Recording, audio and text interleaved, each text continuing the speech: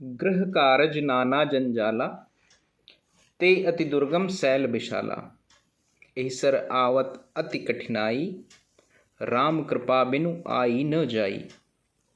नमस्कार दोस्तों, आज के इस क्रम में हम देखेंगे कि तुलसीदास जी हमारे जितने भी धार्मिक ग्रंथ हैं, श्री रामचरितमानस सहित, वैसे तो मूल रूप से उन्होंने ये श्री रामचरितमानस के लिए कहा है, इसको इन्होंने एक सरोवर की संज्ञा दी है, जिसमें जो भी व्यक्ति इसको पढ़ता है, जो भी जन इसको पढ़ते हैं, वो उनको उन्होंने बताया कि वो जैसे किसी सरोवर से, मतलब उसमें बहुत सारी कथाएं हैं भगवान की, उनसे जुड़े हुए भक्तों की, ऋषियों की, मुनियों की, उन कथाओं का ही चर्चा है। और सभी ग्रंथों में यही चर्चाएं हैं, इसी से हमको पता चलता है भगवान से कैसे जुड़े।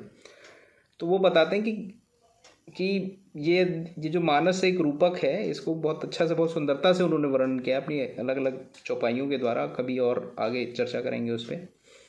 तो उसमें कुछ जीवों का, जलचर जीवों का उन्होंने उदाहरण लिया, जैसे विषयी मेंढक, घोंगे, कौवे, बगुले, सेवार बताया है उन्होंने।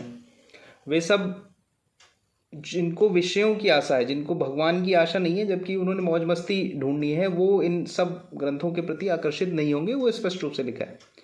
और वहीं वो कहते हैं कि गृह कारज नाना जंजाला, जो मनुष्यों के लिए उन्होंने क्या वर्णन किया है कि हमारे गृह कार्यों में बहुत सारे जंजाल हैं। सबसे बड़ा तो यही है, रोज़मर्रा से जुड़ी हमारी चीज़ें, हमारा दैनिक कार्य, हमारे ऑफिस, सब्जी लाना है, ये है, वस्त्र है, किसी के यहाँ शादी है, बहुत सारी चीज़ें हैं। इसमें उलझा हुआ व्यक्ति और दुनिया भर की परेशानियाँ सब आजकल चली रही हैं, देख रहे हैं सब लोग। तो लोग इन जंजालों में इतने उलझे हुए होते हैं कि आप इस सरोवर से जो है उसका पान नहीं कर सकते, नहीं कर पाते हैं। तो लेकिन कौन कर पाता है पान, या कौन कर सकता है?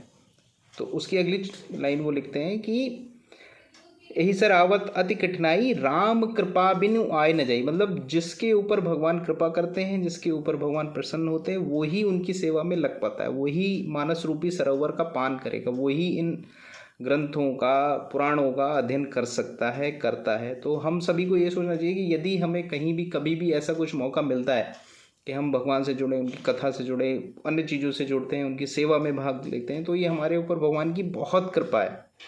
और इसको अनुभव करना चाहिए और हमें इसका पूरा आनंद लेना चाहिए।